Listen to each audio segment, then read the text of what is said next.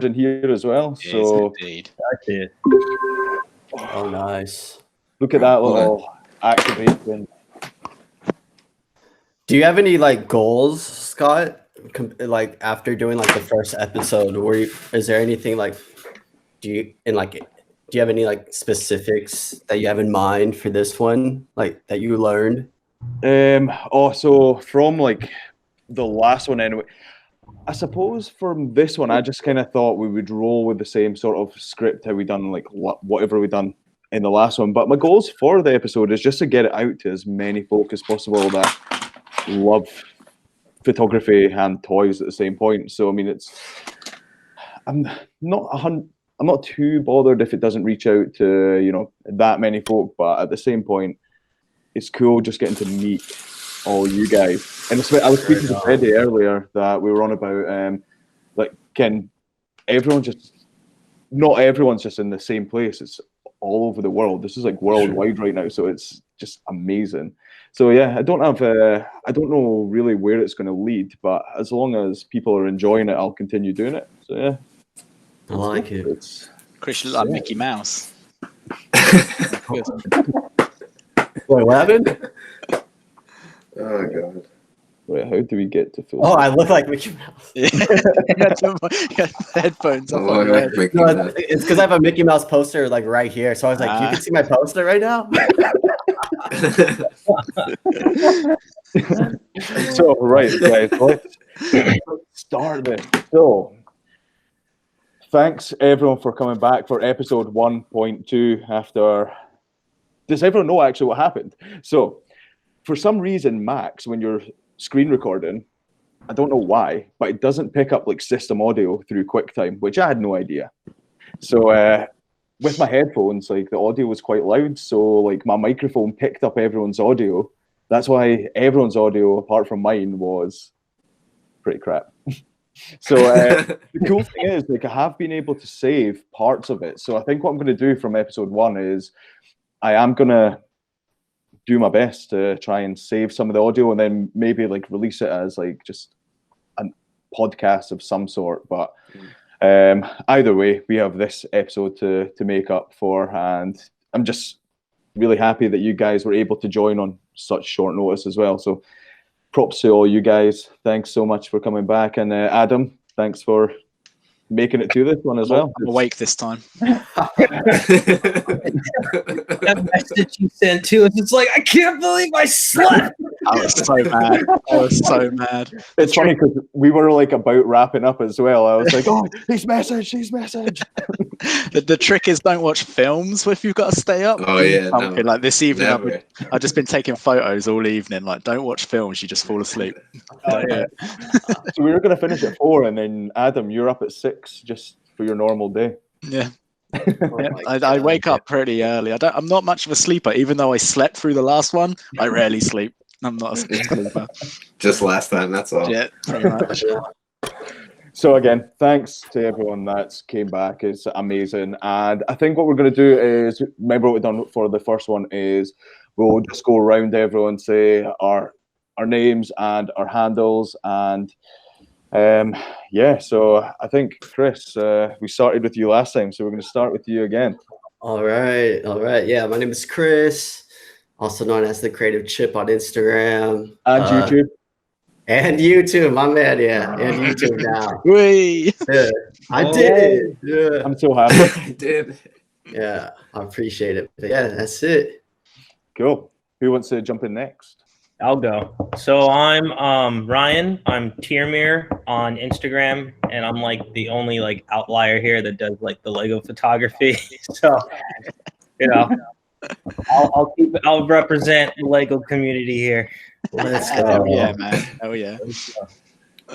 My name is Kaori. I am at KLToybox on Instagram. I did start a YouTube forever ago. It's I think I changed the name, so I'm not even really sure what it is now.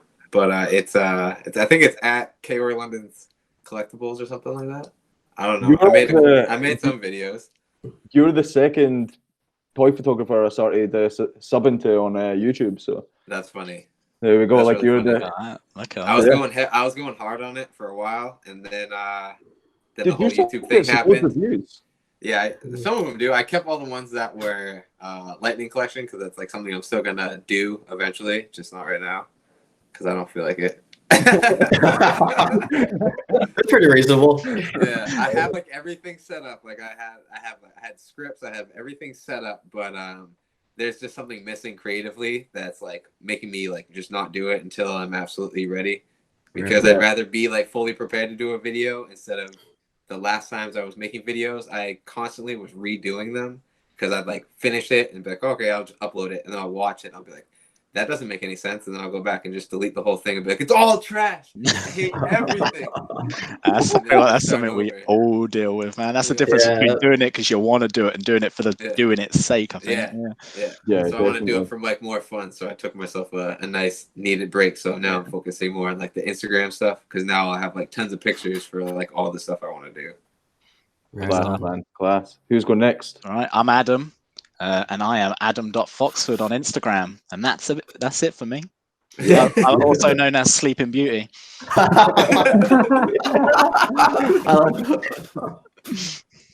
So, Fede, do you want to go next? Yes, I am Fede from Argentina. My Instagram is GiveEmToysKid, and here we are. One of my favorite Instagram handles. Seriously, I didn't even know I was following him. And then I was like, oh, bro, I've been following you for so long, bro. Are you serious? I feel like he's one of them secret accounts that everyone follows, but no one knows that they do. He's just on there. Like, bro, you're so badass. Are you serious? He was like, thank you so much. And I'm like, no, you don't even know, dude. You don't even know. That's so cool. Oh, and I'll get Sunset Doom and Broken Artists to do the same when they jump in. So I suppose the first topic we'll go on today is how everyone got started in toy photography. So actually, I'll go first. I think I did this last time as well. So when I got into toy photography, I used to just collect toys. I wasn't really, I mean, I've been a photographer for years, but I was a toy collector first, and I used to just store everything. I just seemed like I wasn't interested in taking them out their box. I just wanted to have them for that. Like, oh, I could potentially sell these for loads of money one day. And then that's it. That's the mentality I had at one point. And then when I started getting to the point of basically I couldn't keep them in the cupboard much longer. So I just started taking them out their box. And then I saw a channel for Sir Dork. And that's when it started for me, just seeing how mental he could take his photos. They were just crazy. And that's what inspired me to start taking my toys out their box and just shooting them the way I wanted to. And yeah, that's my entry into toy photography. Oh yes. Nice. Who's going next? I'll go next. So mine's a weird one. So as a kid, I've always collected toys. I think that's probably the same for everyone here, I'd imagine. Always collected toys. And as a kid, I had a lot of Action Men. And I'd go around with this like tape video recorder and I'd make my own little movies. I was always a lot more into video as a kid than photography. And I'd make my own sort of like home movies with my Action Men, things like that, making them do stunts, throwing them off the roof of my house, things like that. Then that sort of went away, still did videos for other things. And then we're still collecting toys and figures, things like that. Again, very much just trying to hold on to that nostalgia. I'd watch a film and I'd want a figure from a film that I really enjoyed, because then it's just like I got another piece of that with me. Like I got the enjoyment of watching the film, and then I've also got the little piece of the film by having the tangible figure for it. And then it was probably only about 2 years ago, really, that I think I saw it was with Sergeant Bananas. He did a tested video doing practical effects, and it was that. And I had started delving into photography a little bit and really started enjoying sort of like street photography, just going out, taking pictures of people, things like that. And then I watched that video and I was just like, I literally have cabinets full of figures. Why have I not thought of putting the figures in front of the camera and doing that? Like, why is that not a thing that's crossed my mind? Oh, just combining these two things I love. So then just that's where it all started, really. And then my style sort of adapted just from my love of films. absolutely love movies, love finding out how they're made, basically just always listen to podcasts about films with writers, directors, things like that. And I feel like my love for movies is very much what influences my toy photography. So that's sort of my journey with it. Amazing, man. Dumb little Nice. kid making videos, and then randomly And here one you day are. realizing that you can take pictures of them too. Strange. I'll go next because my story kind of follows Adam's story as well. I used to collect a lot of toys as a kid. I used to go to KB Toys all the time. KB Toys. OG, yeah. Oh, man. But I used to film as a kid too. I got my first camera around like 12, so I would do little short films and then try to film the toys, but I really couldn't. Then I eventually grew out of toys and then got into photography and video more. Did short films, and then eventually made it a career. And then, like Adam, I stumbled upon that same video of Sergeant Bananas, and it was just like, this is crazy. Opened your eyes. Yeah, it's insane. And then I saw another toy photographer. His name is Jerry Business, and he goes out and shoots little miniatures in New York and does crazy stuff. Mm-hmm. And I was just like, I want to try it. And here I am talking to some cool cats right now. So Nice. Well, we've got Andrew trying to join. 2 seconds. I'm just going to pop on a message. I don't need to say this.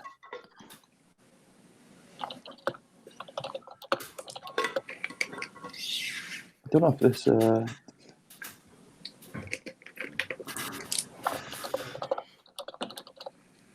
What time is it where everyone's at the moment? I believe it's probably like 9 something. Yeah, I know. Me and I'm East Coast, so it's 9 o'clock here. 9 Yeah. at night. Yeah. it's 6 o'clock for me. So What? Is it? Yeah, 3 hours behind. Yeah. Yeah. They're.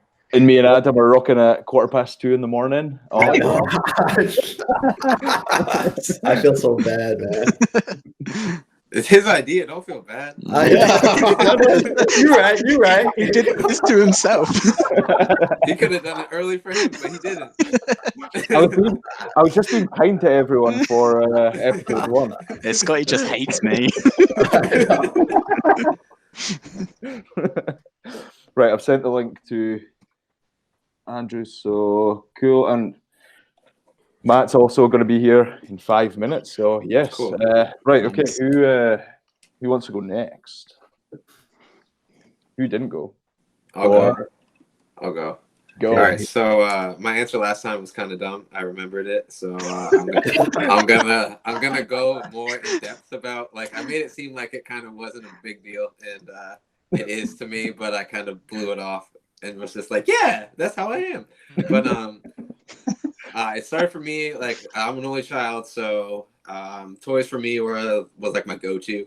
So I always had Megazords. Like, I had the first OG Dino Megazord whenever Power Rangers like first popped off, and I was like 3, and I still have it. He's beat to hell, but most of them, like, for at least the first 10 seasons, like, the Megazords are just like trash right now, and then everything else like looks better. But as a toy collector, I love toys. I loved having something I could play with while watching the show, because there was KB Toys, there's weird, like, smaller toy chain stores that had like the knockoffs, and then there was like Toys R Us, which was still like the big one until it decided that, Oh man, rip. yeah, Rest in peace. we're just gonna be in Canada and Japan, but we're not gonna ship to you. Like, oh, okay, all right. But toys were like huge. I love Power Rangers. I love Transformers. I like the X-Men. I wasn't a huge DC fan even today, which is weird because I know so much about like individual characters. So I really only liked Batman because I loved the animated series, as like many do. Yeah. Because it's so good still. Like, it holds up really well. But there were so many toys, so many different lines, just in your face constantly. So I wanted like everything. I wanted at least one of everything to see like what was cool. And then more down the line, I took probably a break when I was like a teenager in high school because I didn't really have time. I was just playing sports. And then around 2010, I walked into Toys R Us one day and there was a Legacy Power Morpher from Power Rangers, and I was like, that's badass. What the hell is going on? Yeah. And then I bought the Megazord, and then like Transformers Generation started busting out some fire stuff like Jetfire and like other large ones like Springer and all this other really crazy stuff that I was like, man, Beast Wars were trash. This is fire. And then Figure Arts came around, and then I was like, oh, I got to get all the Power Ranger Figure Arts. That's badass. They're like $20-$30. Now they're like $200 a pop, and it's dumb. And I used to play expensive now. And what's funny is like I used to play with Legos like crazy. Like I was heavy into Legos. I love the Star Wars Legos.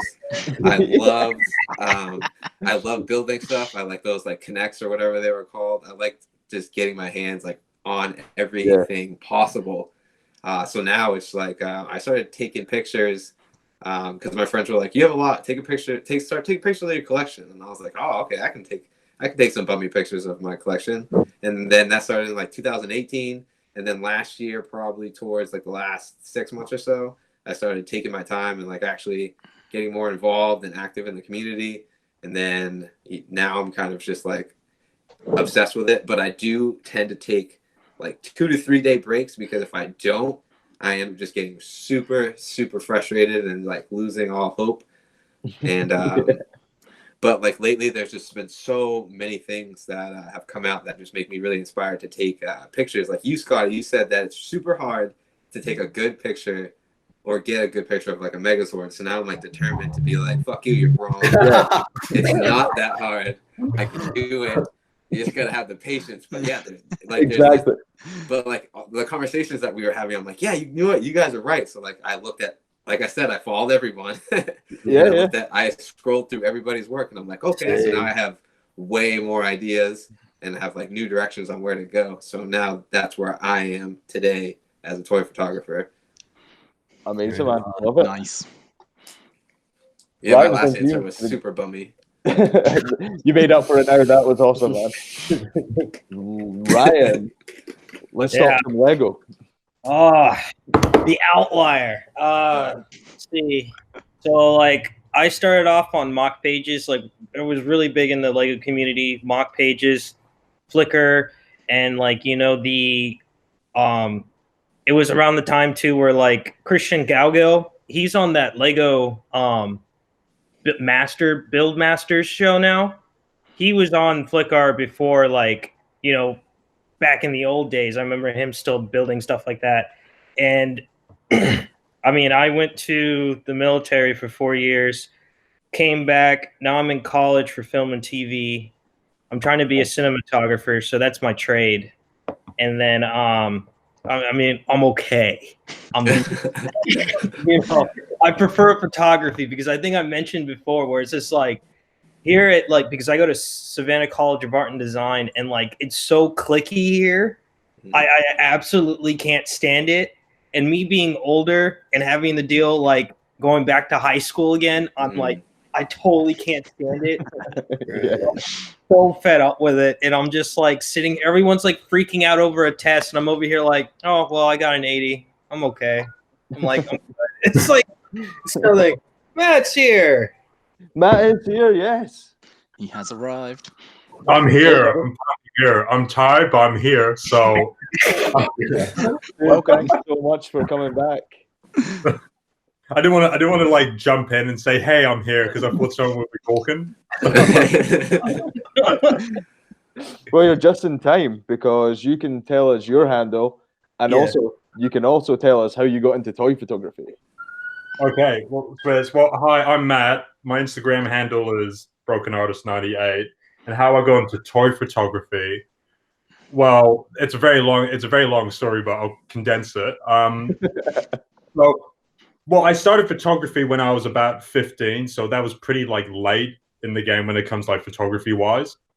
So I did a lot of nature and landscape stuff. Like I've done a lot of like conservation stuff. So that's like how I kind of started. And also I did a lot of sports photography. And then when I saw a couple of photos from Matthew Callahan of his Galactic Warfighter series.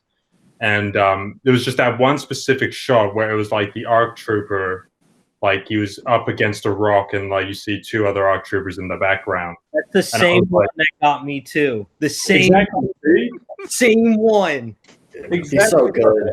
I was looking at it. I'm like, bro, this looks fucking amazing. So I stopped like collecting figures. I used to collect figures when I was younger. Like I had some rare ass clone troopers, but I sold it all for an iPod that I don't use anymore. So I think everyone's been there. So the first figure I ever got, my first ever figure I got when I started collecting again was a Black Series Cassian Andor figure. And I mean, it was an alright figure, but then I started getting clones again, and then that's kind of how it went. I kind of like made my first Instagram handle was Souls Empire, but after a while, I kind of got tired of taking toy photos. I wanted to work on other things because, like I said, I do a lot of sports and wildlife. That was like my main love. Yeah. So for a while, I kind of just left, and then I came back, and I made the Broken Artist account. And I think I said to I can't remember which person I was talking to on my podcast thing, but when I came up with that name, I was like real edgy at the time, so I thought, oh, I really want like an edgy ass name, so I went for that. But and I've asked people like, do you want me to change it? And everyone said, nah, just keep it. I'm like, oh, okay, all right. Nah, you have to keep it. It's an awesome name. You're used to you now. Yeah. But yeah, that's basically up till now. That's like been my whole life story with toy photography. I've met some great and amazing people along the way. Nice. Amazing, man. Amazing. Freddy, do you want to tell us how you got into toy photography? Well, yes, I started with my displays and dioramas, and someday I was thinking, why not to take pictures about? So I started to look some accounts of Instagram and learn, because I am not a photographer. I am learning every day from you guys and other great photographers out there. So I am trying to make new things and recreate some scenes from the movies or wherever I look. So, but basically, I started with my dioramas and my displays and say, why not to show it in Instagram? Yeah, dude, amazing. Natural progression, that, isn't it? Seriously. Yeah, exactly. Sick. Right. Okay. What I'm going to do right now, just to be on the cautious side, I've got the second laptop recording, so I'm going to just stop it, play it, make sure I can hear everybody, and then we'll continue. So 2 seconds. You know, if this hasn't recorded, we're all doing intros again. You know, I did my podcast yesterday with Dario, who's Jedi Journal. Yeah. I did a podcast with him, and I played back all the audio, and the audio was fucked up. I could I couldn't hear me, and I couldn't hear him, and I'm just thinking, oh, for fuck's sake. And you know what's the worst thing is that you have to go and tell the person after a long 1 hour conversation. Yeah. Like, hey, do you want to do this again next week? What do you edit your podcast on? Oh, on iMovie, mate. I'm really fucking budget. Hey, no, dude. If it works, it works. Yeah, iMovie's pretty good if you know how to mess with it. It's actually that's how I make my YouTube videos. I'm like, I don't even want to buy anything. It works exactly how I need it. Luckily, like what I do is I record on Anchor, which is that podcast thing. Right. Yeah. I also record on. This is a great app if you ever want to do podcasts. It's Audacity. Audacity is amazing. I use that as my. Nice. Is that Andrew in as well? He should be joined. Oh, there we go. There he is. Hey, Legend. yes. Hey, Andrew, you all right? Oh, wait, he needs to unmute himself. Andrew, for some reason, when people join this, they start on mute. Yeah, we started muted. I don't know why that happens. So bizarre. So you just need to click the little mute button. It's somewhere. You can see he's squinting to find it. I got it. Here we go. Okay. Yes, he's here. Alright, everybody can hear me? Mm-hmm. Yeah, man. Okay, good. Good. Hey, Scotty, So- how was that recording? It's fucking fantastic. Looks Yeah, like I'm not okay. quitting. I am not quitting Instagram, guys. It is 100% working fine. So Andrew, as you're the last one to join now, all I need you to do is give us your handle and also tell us how you got into toy photography. So I'm Andrew. Sorry for being late, guys. Okay. Man. fine. Thanks for joining. My handle is sunset_doom. Whoop, whoop. And I originally got into toy photography almost off of a whim. I had an assignment I had to do for class, and I picked so many different things, and the one thing that really stood out to me was toy photography. It was a photo by Avanaut. I don't know if you guys have ever heard of him, Mm-mm. but he's pretty much the guy that really kind of he does he does strictly Legos.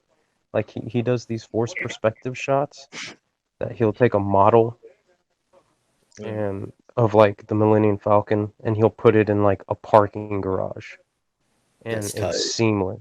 Yeah, you guys really So need to hard check to out do. Avanaut. Yeah, man. Yeah, Avanaut. He's amazing. He's an amazing photographer, and it's for him like it's a hobby. It's insane.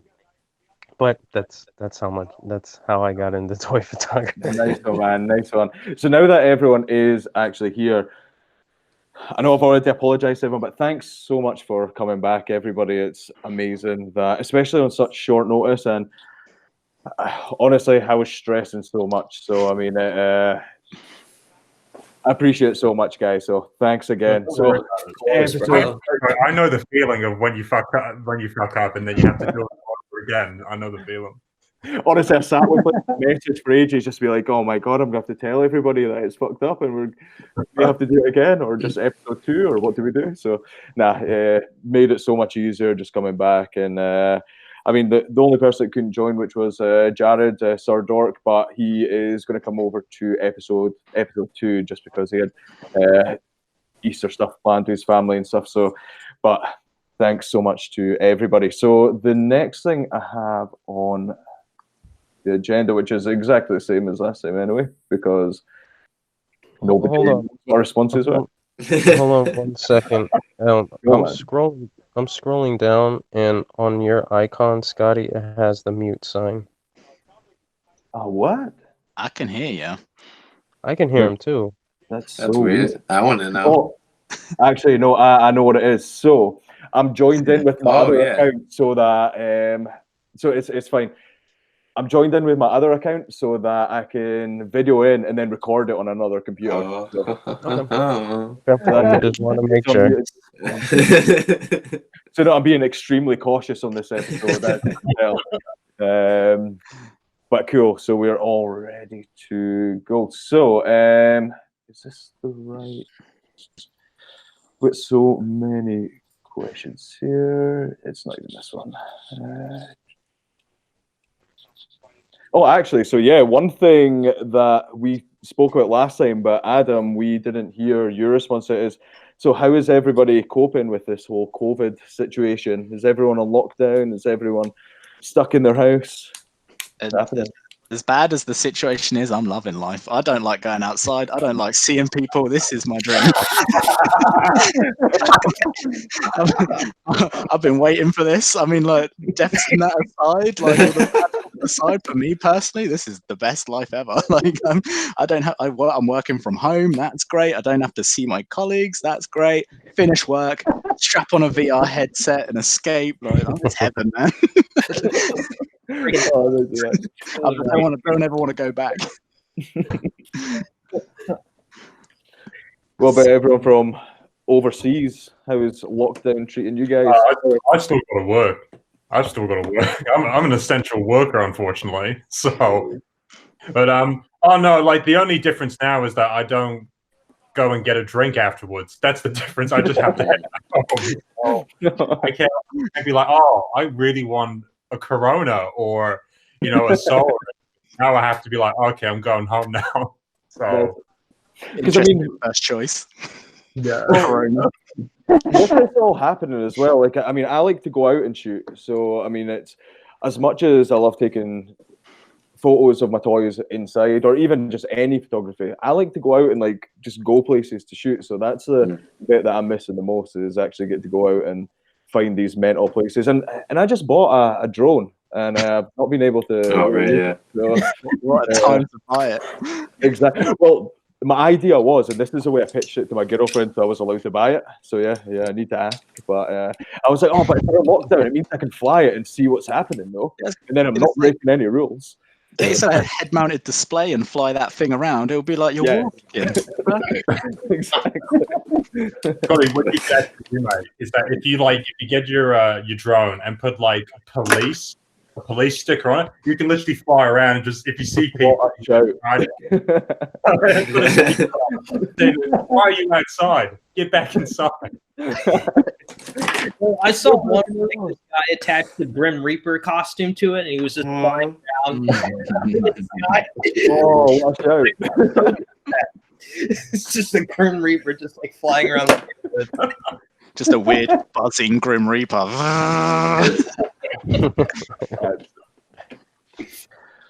So, Corona seems to be ruining all our photography dreams or anything of going outside anyway. So no, Adam's thriving in this situation. I mean, besides having to go to work, I am too. I mean, I don't really do too many social events besides like, oh, the occasional children's birthday party, or like I gotta go to the park because of a birthday party, or something regarding a birthday party for my daughter. So other than that, I'm fine, man.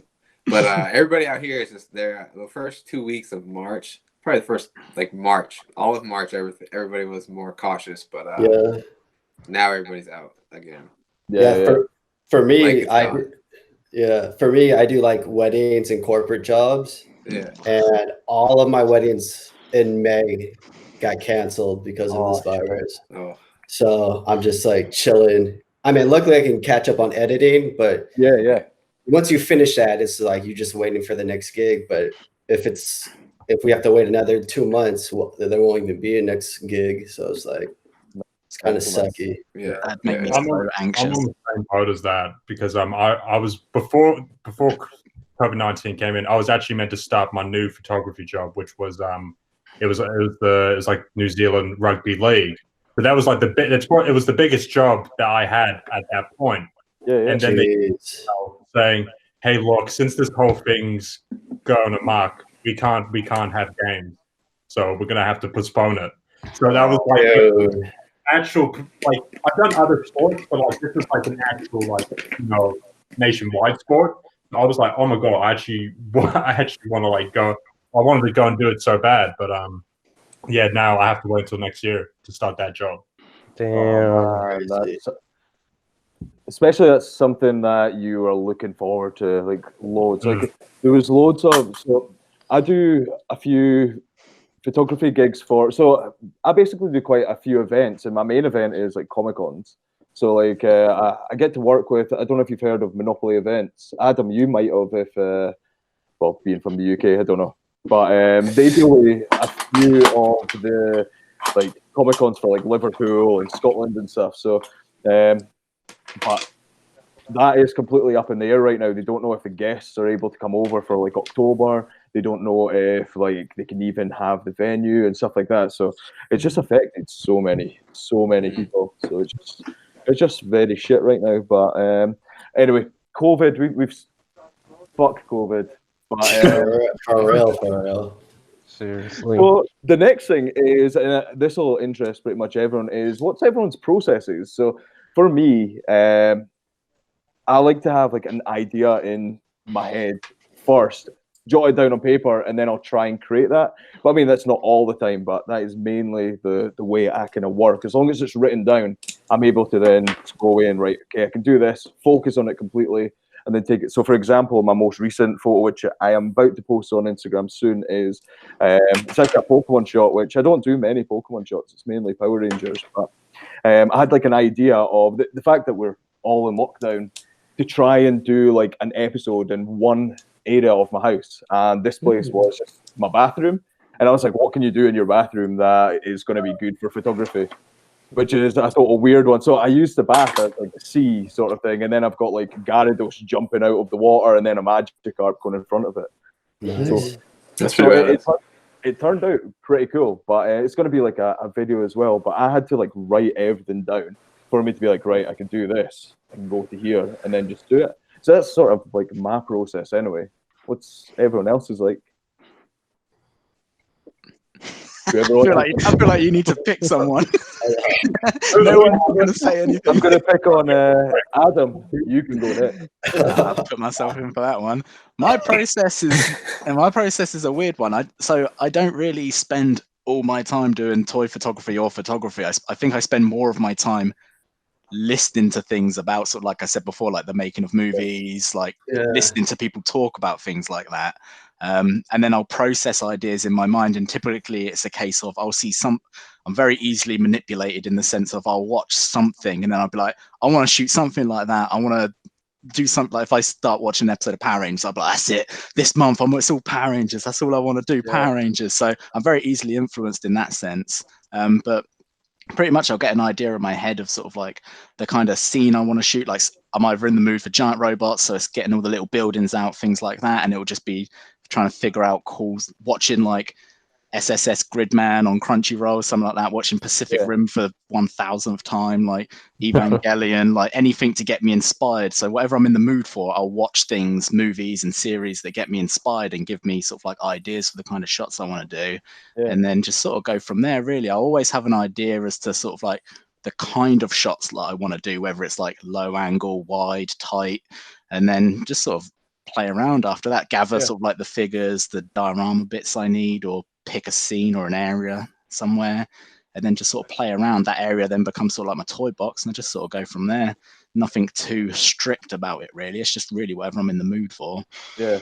Because you were doing this thing for a while where I don't know if you're still actually doing it, so going back to when you were doing like, I think it was like a week full of Joker, and then you changed to like a week full of robots and things like that. Are you still doing that right now? Yes, very much something that I found is something that I like to do. So it's hard being on Instagram and sort of like enjoying talking to people and things on Instagram, because you're also I'm very cognizant of the fact I don't also want to always be sat on my phone talking to people on Instagram, even though it's a social thing. You're also just sat on your phone. So I've tried to sort of set myself a theme. So this week was the Rocketeer ones with Into the Spider-Verse was my theme, and just trying to, anytime I do a photo shoot, making that just sort of like a set of 5 solid photos that I'm really happy with, that I'll post Monday to Friday and sort of go from there. If I take a week off, I take a week off. Like for me, I got to really look after sort of like my mental health as well. So if I'm not in the mood for it, I'm not going to force myself to do it. So it's not my job or anything like that. So just do what I'm in the mood for. I actually don't think I've seen anyone that does like a week full of like one thing and then goes to like something else. So it's really creative, man. Love it. No, that's a rarity. Yeah, exactly. Just got so many figures, you know. You've not been doing the photography for long yet. You've been collecting for years. So it's like, I've got all these things I need to take photos of, and I like to just throw figures in the mix and take photos of figures that people don't typically see. Like I'm scrolling through my Instagram, there's a lot of Star Wars, there's a lot of Mezco, things like that, lots of Marvel, things like that. So I want to just sort of mix the pot up a little bit and put a bit of variety out there. So yeah. Dude, Adam, your robot photos are insane. They're fire, dog. They are insane. I appreciate it. It's a horrible passion of mine, giant robots. One day I want to own one, but sadly it will never exist. It's horrible. You'll be able to do that in VR though. So yeah, I do in VR, so that's the one hope I've got. Yeah. But so, I appreciate it. Ryan, Lego. What's your process with? What do you come up with your ideas for? I'm so curious about this. Like honestly, like I'll kind of like, it's the same thing with Adam. If I watch something or I'll be on the internet and I like looking up, I think me and Matt talked about it too. Like I'm interested in like history and war history and stuff like that. So I'll look up different conflicts from different countries, from different around the world, look up their photographs, their old photographs and stuff like that, and try to recreate them. If I'm doing a series, I'll legitly write it down and then make a mood board of it, of like this photograph from like Faceless Trooper, Matthew Callahan, like all the other guys, like because my Lego photography, I'm trying to emulate and copy all the other action figure photographies because I'm like, all the Lego photography I've seen, like they're good, but they're all like so cartoonish to me. They're all so like, they're so like, they're not gritty, they're not realistic. So I'm like, okay, let me see if I can push the boundary. And like today, I was out there for like at least 3 hours just trying to get this one shot right.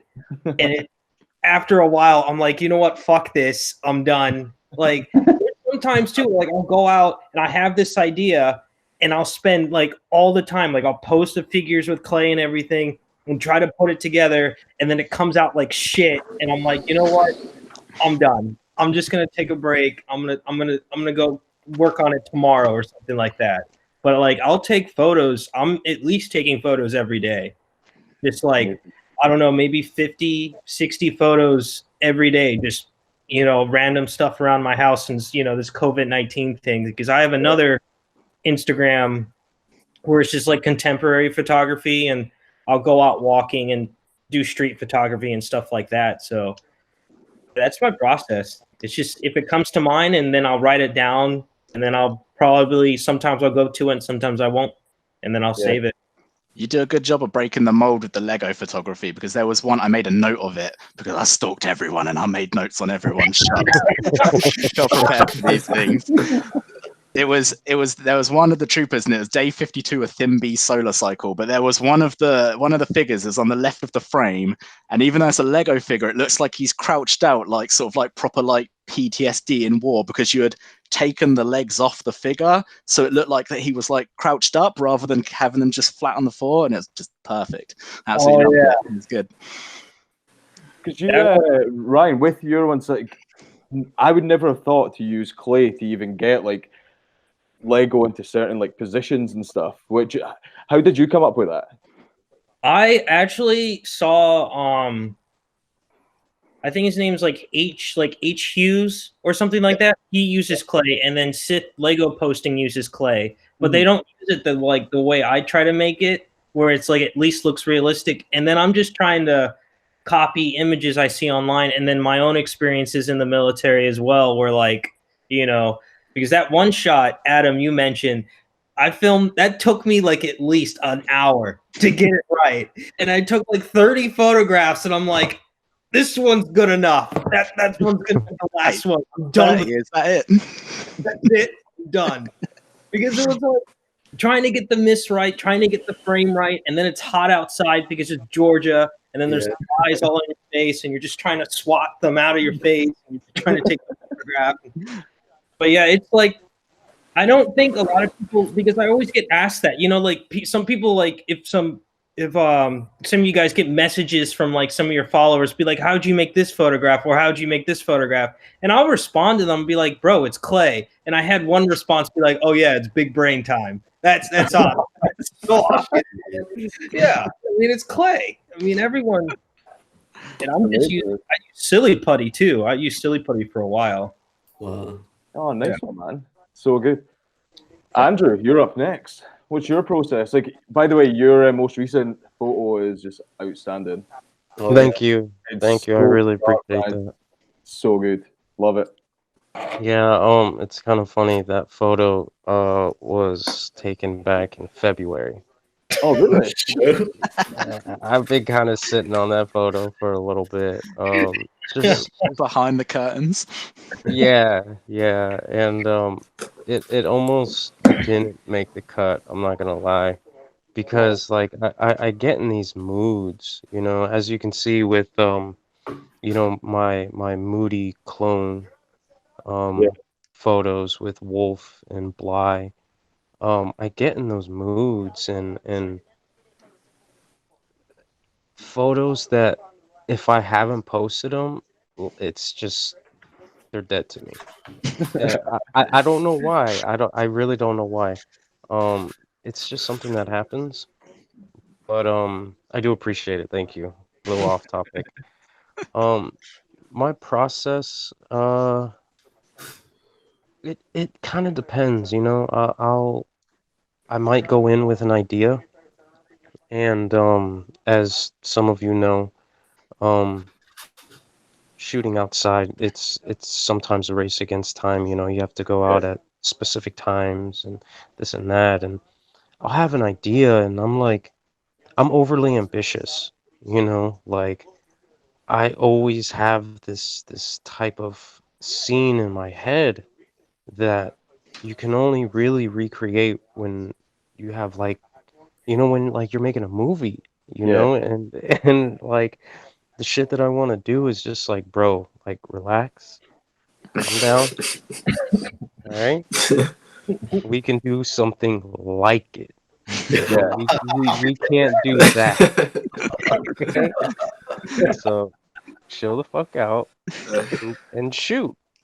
So, you know, I'll have ideas.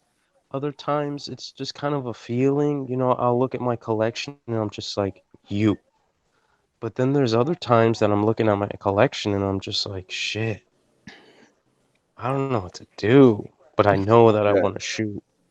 So I'll just grab up, you know, a handful of figures. Sometimes I'll get, you know, a bunch of first order or, you know, my go-to are my clones. Like, Yeah. it's I don't know what the hell happened. I think dude, it was like 2000, like the very beginning of 2017. I just, bro, it just consumed me. It Yeah. just consumed me. First, I got my Gree, and then I got my Cody, That Cody shot. and That Cody oh, shot where he's looking at us so good. I oh love it. yeah, yeah, that shot. That's what actually got me my Hasbro promotional kind of deal thing Nice. that I had Oh, going that's on. badass. So, and again, that was one of those shots that were I didn't plan on it. Yeah. I set it up. It was in the shade. You know, I had my water hose when I sprayed it, and I think it was the speed that I was at. I think that's why there's only like so many little trickles of water that are in Mm. there. Yeah. Instead of just like full on rain, it's almost like sprinkling. And it's really selective Um, in the frame. It's nice. yes, exactly. And I just think that I don't know, it was just a really good combination, you know, it was perfect timing, you know, right place, right time, right figure. Mhm. Um, yeah, that has to be one of my all-time favorites, even from my old account to this one. I think that one is one of my top three all-time favorites. But Awesome. um, yeah, I mean, I just recently started getting into like you know, shooting with like my Obi-Wans and Mhm. my Rays and stuff like that. And I kind of want to continue that just because like I love my troopers, you know, like Yeah. I love my Mimbin and my Mud Troopers, even though I haven't shot with them in a really long time. Um, I don't know. There's just something about troopers that I always go Yeah. back to, and clone troopers are like, again, those are my things. So You that's weather them all as well, don't you? I recently started to. Um, it was just one of those things. I think it was troopers and things. Mhm. Um, he he weathers all of his stuff. I think he's from Germany. All right. Okay. Um, and I think he's a little bit younger. Um, well, younger than me. I mean, I'm 33, so most people are younger than me. Um, Dude, I hit 30 this year, so that's my. I'm scared like- for 30. I feel like weathering something that a lot of people don't think about doing to their figures because they don't want to like mess them up. But the difference that a little wash can make to a figure, it takes that little bit of shine away. It adds a little bit of detail. Like, I just paint mine, just dab paint on black paint on them, and then I take like a what is it, scissors, and just like scrape them a little bit. That's a good idea too. Oh, wow. Yeah, and then like, people text me and be like, "You did that to your Legos?" I'm like, "Yeah, dude, they look fucking badass." Like, yeah. I got one of my wolf photos. It was featured on the Star Wars Black Series page, and in the comments, somebody was just like, "I could never weather my wolf figure like this. That's so extreme. I can never commit to that." And like I just put LMFAO in the comment, like replied to it. It's just like, bro, it's a figure. Should have just been like, "That's why I was featured and you weren't." Exactly. You know. But yeah, I started with just the black wash on some of them, but when it came to my sand troopers, I started using a brown wash, and oof. You know, you've always got to use brown or tan when it's on a white armor or white figure. It looks so good. Yeah, you know, like the brown, the undercoat is black and the overcoat is brown on my sand troopers, and they're filthy. In a good way. In a good way, and I love it. I love it. I did it to I put a black wash on my Sith troopers. Oof. Oh man, so happy about that. Like those Sith troopers have so much detail. Yeah. And when you put the black wash on them, it all comes out, and I'm just like, dude, if you have a Sith trooper that isn't weathered, you're missing out. You're really missing out. It makes them pop, especially if you're going for the cinematic looks like you do. It needs that extra bit of detail on them figures, man. Definitely. Yes. I completely agree. It just gives it more of a realistic feel. I have three scout troopers. Only one of them is weathered with the black and brown, and I need to get around to getting the other two because the weathering on this one, it looks so good, but I'm not big on just shooting one figure anymore. Well, oh god, I can't even say that with my wolf and my Blythe photo.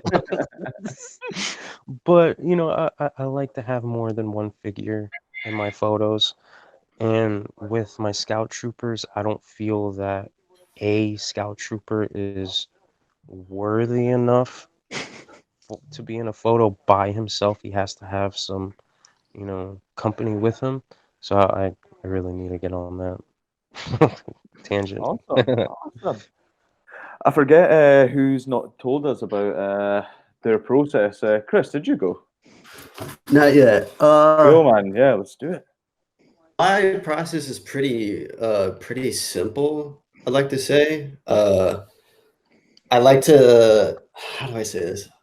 I like to look at like human interaction first, like daily life stuff, or just like I look at photo books. I have Annie Leibovitz. She's one of my favorite photographers, or like Vivian Mayer. She's like an awesome street photographer. To look at these old and new just photographs and try to, how do I put this? I like to look at like poses first. Like the action figures aren't even in my head. It's more so just like an interaction between people, and then I'll think of like what characters could I incorporate in putting these figures into a real life scenario. But yeah, it's pretty simple. And then I like to think of like, could I see this image in like an art gallery or like hanging on a wall? And if I can, I'll execute it. And if I can't, I don't even try. Setting yourself a high bar. I know. Well, I think I said this in the first, well, the original episode anyway, is that like when I saw like your videos anyway on Instagram, is like you to me are like the Peter McKinnon of like toy photography. Like your cinematic videos are just unreal.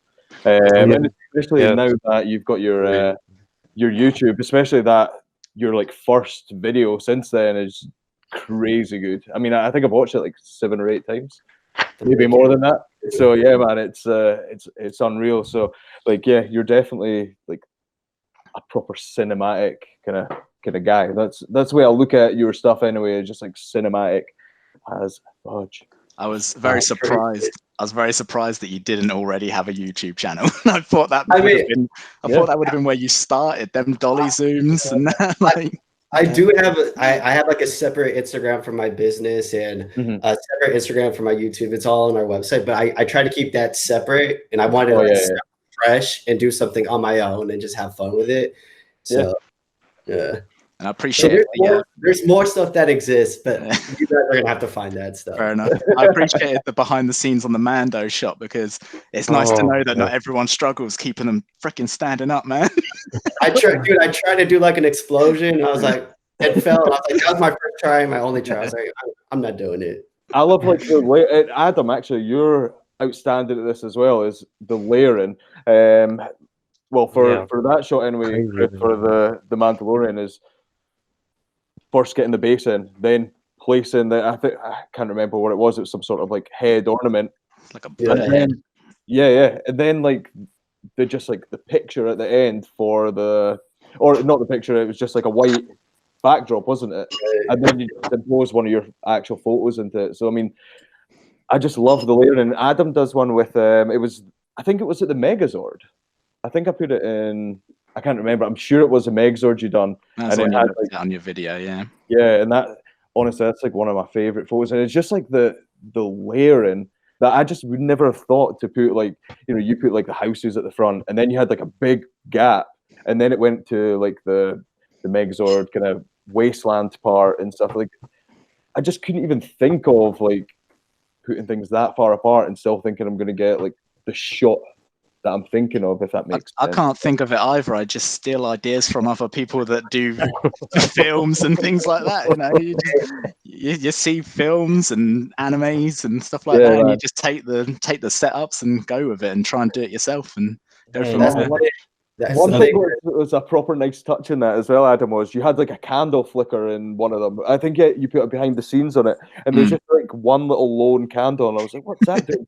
But then when you see it in the behind the scenes, you can see that it's like adding that extra touch, whether it's like a little bit of shadow or a little bit of light somewhere else. It had to be there. Without it, the building was just this black blob on the edge of the frame, so I had to pull it there so you could actually see the building. Otherwise, it just looked freaking weird. Yeah, it's amazing, but I mean, it's just crazy what some people can do or what goes through their mind to be like, right, I'm going to do this. But I mean, this is why I wanted to create like the podcast and speak to everyone to find out how they do things, and it's just blowing my mind. So like, I mean, it's a lot of stuff that I can now take away with me and be like, right, I'm gonna give what Chris and Adam do a shot and just try and like layer my photos, see if I actually did try and do it with like the Gyarados Magikarp shoot that I done yesterday, but it just didn't go according to plan. But I wanted to like blame my gear, but I mean, it's your fault, Cam. I fucking hate you. But the people that can do like photos and like capture everything on that image without editing, I like applaud. Like, oh yeah. I follow a group on Facebook, and they're heavy on like in-camera stuff, and I've gotten like backlash because I use Photoshop, and I'm like, come on, like. Oh well, there's where I live anyway. They do like a sort of camera club thing. I think I went to it once, but there was like it's mainly these like 60 to 80-year-olds that go, and I was like, oh, I could join a camera club. That sounds fun. And then when I went in, it was just like, these proper old dudes. And then when I was like, oh yeah, I use Lightroom and Photoshop, and like honestly just walked away from it like, this guy uses Photoshop. Oh, he doesn't take real photos. Why aren't you shooting on film, Scotty? Safe to say I didn't go back, but at the same point, respect everything that, I mean, they're doing everything in camera, and then they're getting their perfect shot just using their camera, and that's it. So I mean, it's amazing, but I love Photoshop too much to very much like each to their own, really. You know, like, you know, everyone has their own, like, you know, editing and stuff. Some people don't do that, some people do. I've been on plenty of Facebook pages where people are saying, oh, this would look so much better if it wasn't Photoshop. I'm thinking, okay, right. Photoshop like created. It's like taking a photo a step further, and like with a lot. I do this with a lot of my images. Like besides story photography, I do a lot of overlaying, and I paint on them. Like change them to like a slightly different hue or color. So I'm painting, say, on like a toy figure, right? And to me, that's no different from someone like painting on a canvas. Exactly. Yeah. Different. And I think, like I said, it's each to their own, but I don't think it's right for someone who does film and says, well, you just use Photoshop to make your photo look better. I'm like, well, I still have to take the photo, take it. Well, one thing. Oh, go ahead, Adam. I was going to say, I think that one of the reasons why I enjoy people's behind the scenes so much is for that reason, because you can see a shot like the one that always comes to mind for me is Scott Blind on Instagram. You see his shots and you think, oh, they're so colorful, so many flares and stuff. And you think, oh, it's probably just a filter. And then you see his behind the scenes and he's got gels up and he's using glasses to create the flares and stuff. It just makes you appreciate the shots so much more. Like, Andrew, I want to see a behind the scenes of you for how you color grade yours, because they're always so goddamn gorgeous. Yeah. Colors, man. I spend a lot of time. No, I don't want to say a lot of time, but I spend time on my hue and saturation and my selective color tabs in Photoshop. Same. And dude, I'll have, honestly, because I whenever I do my hue and saturation and my selective color, I'll select all of them, I'll flatten the image, and I'll start over. That's tight. Oh yeah. So it's, dude, I think, let's just say, for example, that Commander Cody photo where he's looking up. Oh god damn! I think I had 9 different layers of hue and saturation and selective coloring to get everything correct. My yellows, my oranges, everything. Dang. And pays off, man. It's just like this form of perfection, Again, like with other people, I love imperfections with other people's work. With my work, I hate my imperfections. I know what you feel, man. It's just this, I mean, I skateboarded for 18 years. And whenever I was out there filming, just for like a little 1.5, 2-minute skate part that I would put together, bro, the amount of times that I would do certain tricks, just to get it exactly the way I wanted was obnoxious. Dude, I get that as well from I'm a skater as well, man. That was my next question actually, is do you still skate? So I ripped something in my left knee. Yeah, it's the tendon that keeps your knee from bending inward. Is that meniscus? Ooh. I don't think so. My sister-in-law, she's a surgeon, so she has all that shit on the top of her head. As soon as I was telling her and just telling her this, she was like, "Oh, it's blah blah blah blah blah, this and that, this and that." I'm just like, you're a doctor, so I'm not gonna question you. All you're thinking is, look, all I need to know is, can I skate again? Is that it? Yes or no? The thing is that like I have so many injuries. Yeah. I broke my wrist and never got a cast. So like my left wrist is like it's a little deformed because it healed wrong. I knocked myself out twice, 2 concussions. So there's parts of my memory that are completely gone. Like, not to mention the other times that like I've been knocked out from fights and shit. When I was a kid, you know what I mean? Like I got into like a lot of fights, and then next thing I know, I'm like picking myself up off the fucking the sidewalk, being like, wait, something was happening.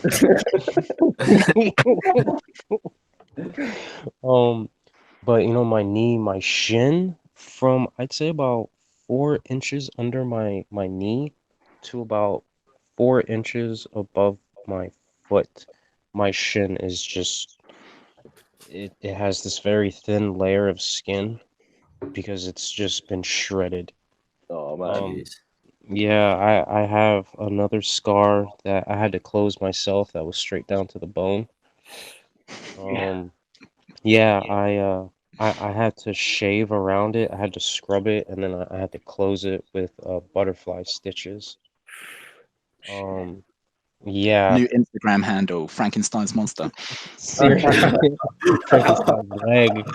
I don't Um, know. Like, I mean, I've been skating for like maybe 17 years, something like that. And I think the only thing I've ever broken was my nose. And like the way I'm looking at it is that I've either been skating well or I didn't skate hard enough. So oh suppose man, take that whichever way you want. I feel like I've been really lucky. I never broke a thing all my years skating. It's really weird. Yeah. I've never broken a bone. Strange. yeah, it's crazy. Like the ball underneath my big toe, it's like chipped. I have a chip in there, and I have nerve damage.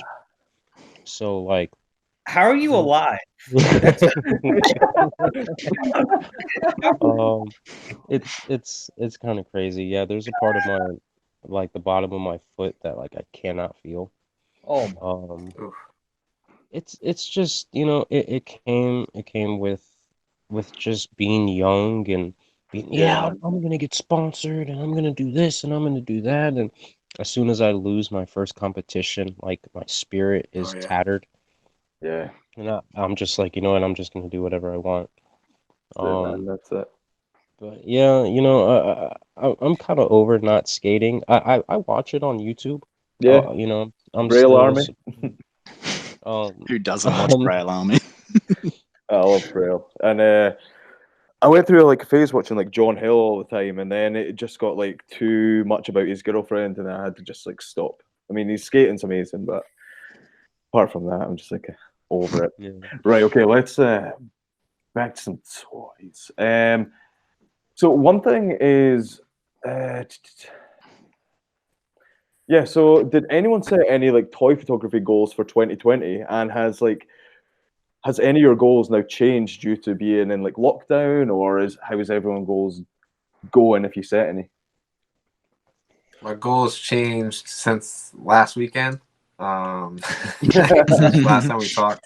Oh, nice one. Oh, that's pretty cool. I didn't really start taking toy photos until the beginning of this year. Yeah. I mainly was just taking pictures of my collection.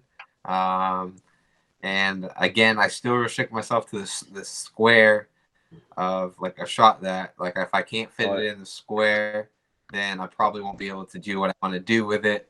But as far as like how I go about doing it and what my goals are is I have a lot of toys. As you can see, there's a bunch behind me, and there's more next to it, and then there's more in my garage. So I have a massive collection, but I don't want to take pictures of every single thing because not every single thing deserves to be taken a picture of because it doesn't have that like more current, like just that oomph. Like there's like that special little energy that comes from the more like the last Posable 15 years worth of toys hold up really well with like the new technology. And I wanted to take the art and make it super basic. So I just used, I was like, I'm just gonna use my iPhone and I'm just gonna shoot some stuff. And then it started to develop and it started to get better. And then progressively I started to see that it was getting better. But then I also within that learned about myself what I actually like instead of because I love toys, but at the same time there's an obsession, then there's the addiction, and then there's like the actual love. So I found the love. So now I even like thinned out my collection and found like the direct path that I want to take and which kind of figures that I want to take pictures of. So you have your more basic figures, which I like, but at the same time, like so I'll put an example. I love the Power Rangers Lightning collection because I love Power Rangers. But at the same time, there's something missing about the figure. And I don't necessarily think it's the paint or the quality, because the figure arts just have something nice. There's like a weight. There's like when you feel a figure. I have an example. So like here's the Yellow Ranger, and then here's the Black Ranger. He for some reason feels heavier. So It's a like bigger there's dude. a weight difference. And then whenever I started messing with them, I was like, oh, okay. So now I have more of a comfort with the figure arts. It's more of the anatomy of the figures. Yeah. And then I'm really comfortable with robots because, again, they can't do so much, but at the same time, they can do a lot more than some others. So it's like a game in my head. Like I'm basically fighting myself mentally. Like I'll have this balling idea, and I'll be like, this will be the dopest everybody has ever seen in their fucking life. And I'll go outside and I'll get it set up, and it looks fire. It looks so damn good. And I'm like, all right, let me take the camera to it. And then I was like, all right, so it doesn't look good in the square. Let me just fucking stretch it out. We'll see. And then it just looks terrible. So every time I get super ambitious and try to do something, I hate it because visually, in reality, right in front of me, it's beautiful. Yeah. And then I take a picture and it looks like a 3-year-old did it. It's terrible. It's terrible. It's terrible. Like, I know it's terrible. And I'll be like, okay, maybe it can pass. Maybe it'll pass. Like, it'll pass. And then I'll show it to my friends like, dude, what the fuck is that? Like, are you serious? You're regressing. So it's like, from my friends, you know what I mean? Like, dude, don't post any of that shit. That stuff all sucks. So I started, to finalize it, like I started taking very simplistic pictures, and then here and there I'll play with like editing, but most of the time I just want the saturation to be boosted just enough so it counters the outside and the light that I'm getting or not getting, and then high def it because it brings out some of the details that you're not gonna see unless the figure's like in your hand, and then hope for the best. Yeah. And then most of the time it does pretty good, you know? But the toy community is really what like makes my photos, because to me they all suck.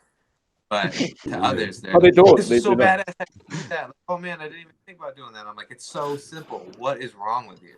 These are the simplest things you are seeing right now. Like I take a photo 5 minutes before I have to do something, and then I wait, and then I edit it right before I post it, and then I hope for the best. Like, it's super simple. Like, honestly, if I wanted to focus, I could probably take like 1,000 pictures within that time span of so many different things, but I'm just mad lazy, and I'll just be like, all right, this is the guy.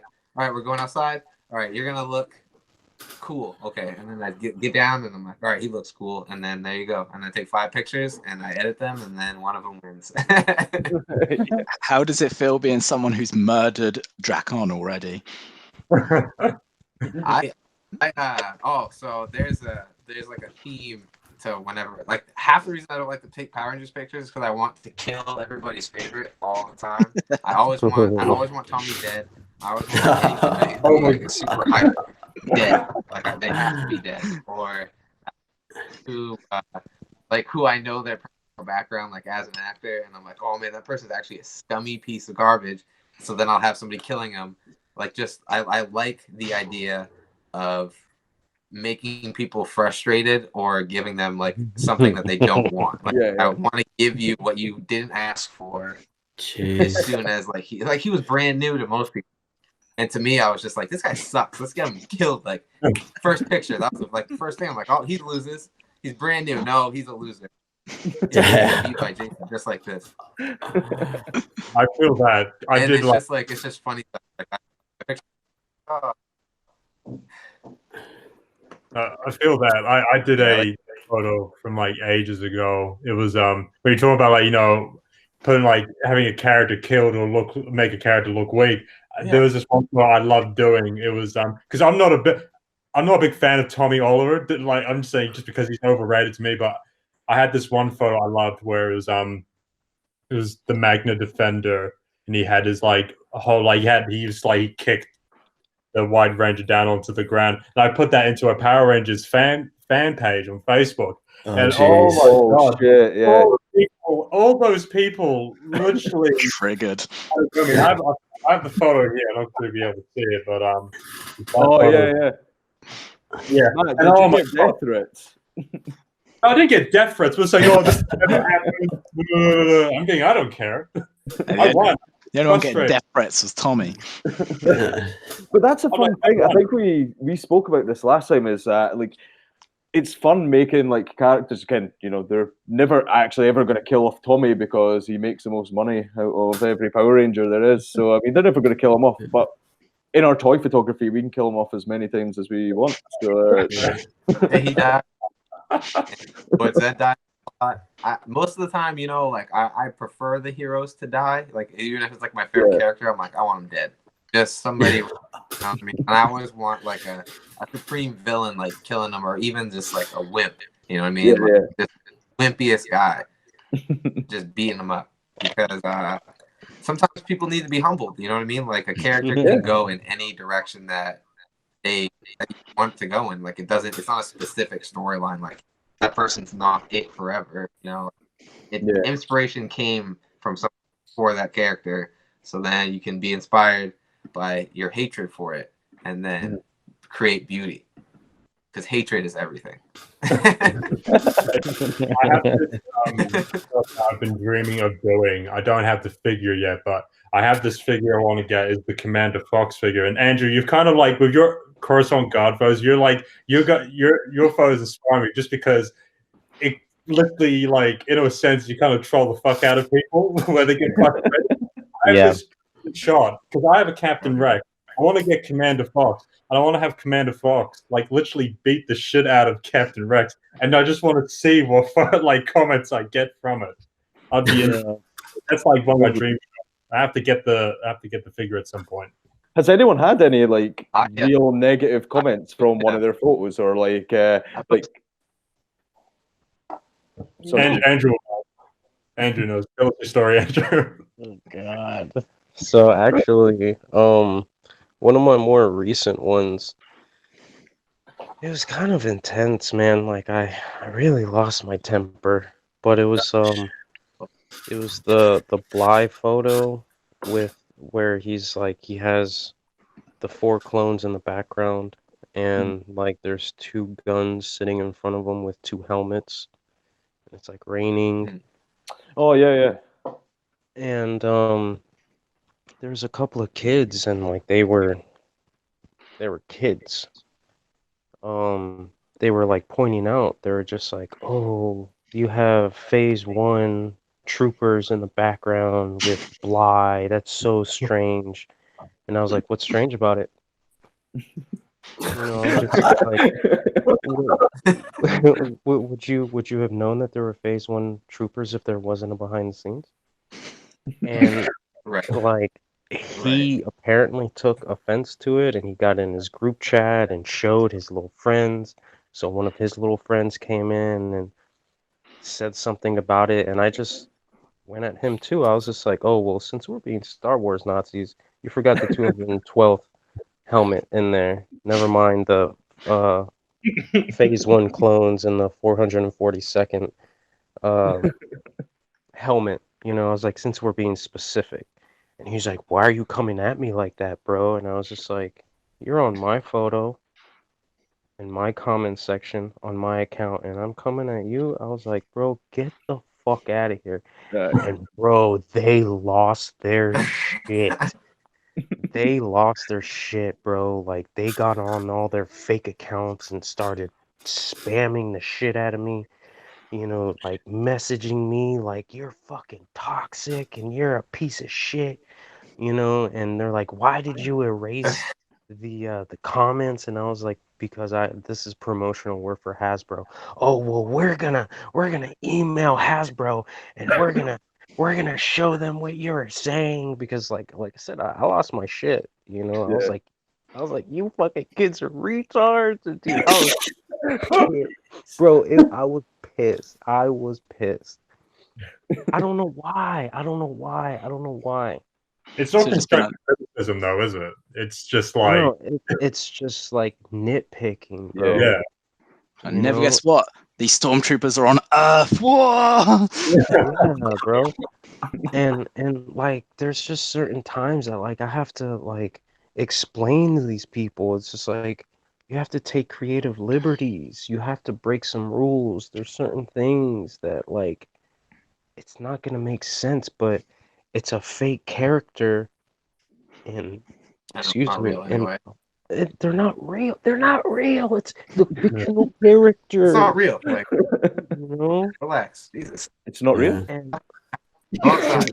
It's not real. I thought yeah, Oh my god, mine's full.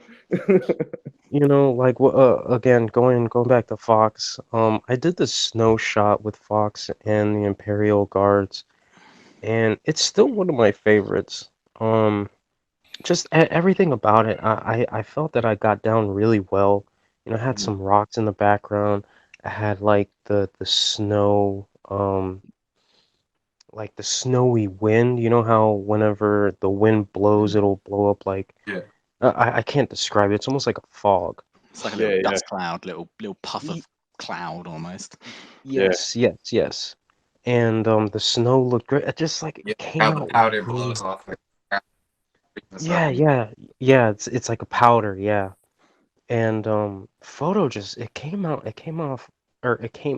very well. And I like to tag my photos, like, you know, I'll put Hoth or Tatooine Yeah. or, you know, just stupid shit, you know what I mean? And somebody comes up in the comments is just like, what are Imperial Guards doing on Hoth? Jeez. Why does it matter? Exactly, man. Exactly. Like, stupid shit. You'll see some stupid ass comments, and you're just thinking, "Boy, get the fuck out of here." comment that shit, dude. And it's just like, bro, hold on. Out of the entire photo, you're looking at the tag location? What? I'm You quite know, lucky. and I don't think I've ever had any kind of drama on like my photos yet, like I that. don't know But what it is. it's I yeah. don't know It's what weird. it is, man. It's like after I hit like 3K, they all just started swarming, and I'm just like, what the Yeah. fuck's going on, bro? Like, I don't understand. There's other people that like I just straight up had to, excuse me, I just had to block because I'm like, dude, I'm not dealing with Yeah. your nonsense because you're gonna keep going on and on and on with this shit, you know? I think it's like Star Wars. Like some people like do it fully by the book, though. Like as in they will not come off like the canon, and if you come off the canon, that's it. They're hating anything that you do outside that. Which Star Wars is quite a hard one to please everyone, from what I've seen anyway. I don't do much of Star Wars, but it's hard to please everyone with anything to do. Star Wars people don't agree with what. well, I think there's so much of it. Yeah. I mean, I'm a big Star Wars fan, and I can say it's just like, even like, I don't even like the new sequels, the Disney sequels. I think they're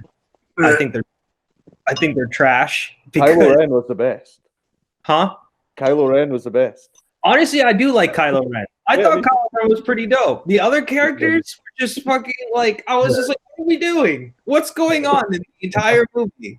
The last one, especially, what was it, Rise of Skywalker? I was so confused. I literally had to pause it and be like, what the fuck's going on? Like, it just kept going back and forth, and you're just like, what? Why?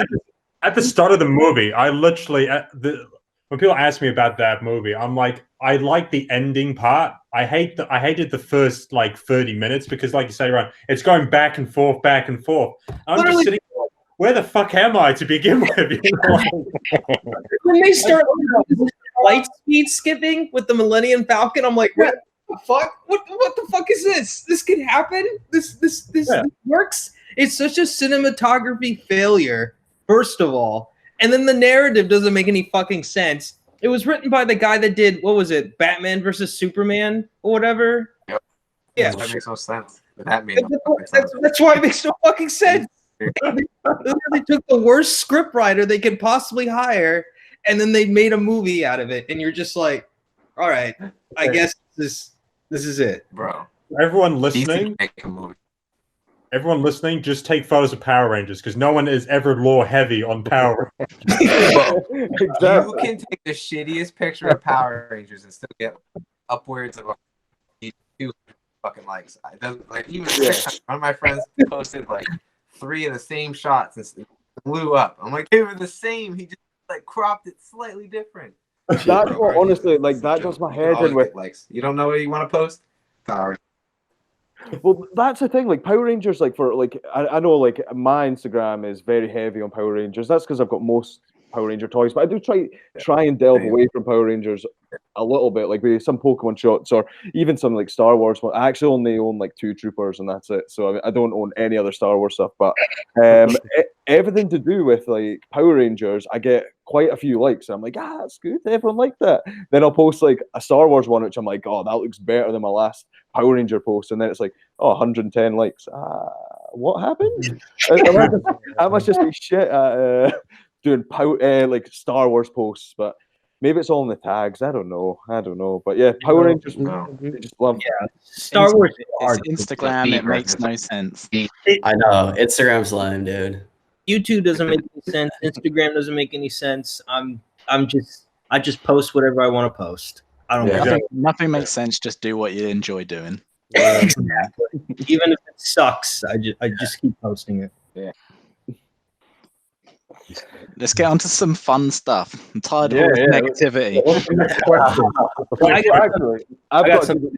Oh, go for it. No, go. You go. Yeah, friggin' one of the goals I was trying to reach was like get more followers than my ex, and I officially reached it. Oh my God! Got it. Congrats. He's at 950. I'm at 1300. You can suck my dick. Amazing. Right. Okay. So let's actually talk about what everyone's actually like collecting. Maybe start with you, Corey. What are you? I know you're mainly into like your Power Ranger stuff anyway, but like, is there anything and Transformers, anything outside them two that you're currently collecting right now? Who, me? Yeah. Me? Yeah. Me? Oh, I collect a lot of stuff. I have, like I said, I haven't. So then narrow it down to things that you find as a necessity. So I like Power Rangers. You know, so that's like a whole category in itself. Transformers is a whole category in itself. Marvel Legends, I like to collect those. I like Cisco 112 stuff. I collect vinyl figures, like the Godzilla-esque vinyl figures. I like those, like especially the ones from Pacific Rim. They made 3 like large-scale vinyl figures for the monsters, the 3 main monsters before it fused into the one, and those are badass because they have limited articulation, but the details really, really nice, and they scale well with multiple things. Yeah. What else do I collect? I like Kamen Rider FX figure arts more than like any other stuff. FC just got into those, and I mentioned last time that eBay's the devil, so that's kind of thing more. Yeah. Since I talked about it, I brought it back up and again. I picked a few things off eBay, and I hope to be shooting like next week. And then I also collect like role play, like cosplay, like weapons and stuff from different shows. And then what else do I collect? I have some pops too, but super selective with the pops. And I didn't know how crazy people were for pop photography. And it's so, like huge a couple months ago. It's crazy. There's like no offense to anybody who watches this, but the ugliest photos of pops with like 2,000 likes. Yeah. It's the ugliest thing I've ever seen. And they're like, how did you do that? I'm like, bro, are you serious? I could take a shit and take a better picture than that. That's what pisses me off. Like, Real talk. You guys stop getting angry about the likes. How shitty it is, it will like blow up. It'll go viral. I'll see it on my fucking Facebook after being like, are you serious? What? It's like a flip phone camera took that picture. But that's just that frustrates me. But as collecting, like I would collect everything if I could, honestly. Like I would quite the collection, man. Possible. I could collect vintage stuff because vintage stuff is like you go through waves and waves. Like I'll go through like an old catalog from KB Toys and be like, all right, I gotta go find all those. Right. And they have nothing to do with anything that I'm doing. They don't need to be anywhere near me, but I'll buy like all the mask stuff. Like that mask stuff's super dope. I'm like, oh, I'll buy all that. Johnny Quest. I'm like, I didn't really even like that. Oh man, I remember this set. I had this. I need that. Yeah. So it's like my collection is huge, and then most of my garage because it doesn't matter, but I have it. Oh, that's awesome, man. Cool. Fede. Yeah, I'm insane. So, Fede, what are you currently always collecting? What's in your box? Well, I mostly collect Power Ranger things because it's what I love the most. But I like Marvel Legends. I don't have many because here in Argentina are so expensive that figures. So I have to choose one line specific mostly. So I decline for Power Rangers. So, but I have miniatures like this. I don't know if you can see. I have a badass. Yes, I started with that. I have a Saint Seiya figures myth cloth. I don't know if that latest shot right. with the group of 4 for the X-Glue magazine thing. Woo, that is crisp. It's so nice looking. That was fine. Well, So and I have one Funko from my favorite singer, Gerard Way from My Chemical Romance, and then I have all the lighting collection so far. Nice one, man. Nice. Yeah, Chris, what are Funko? Chris, what are you collecting these days? What's any toys in your bag? I just got I got some basic, like Marvel Legends, Black Series. I have a Bandai Bruce Lee. It's my favorite. I love the articulation on that sucker. I've been collecting a lot of vintage stuff lately. I live like right next door to an antique shop, so I'm trying to find like old 90s beat up toys and try to bring them back to life.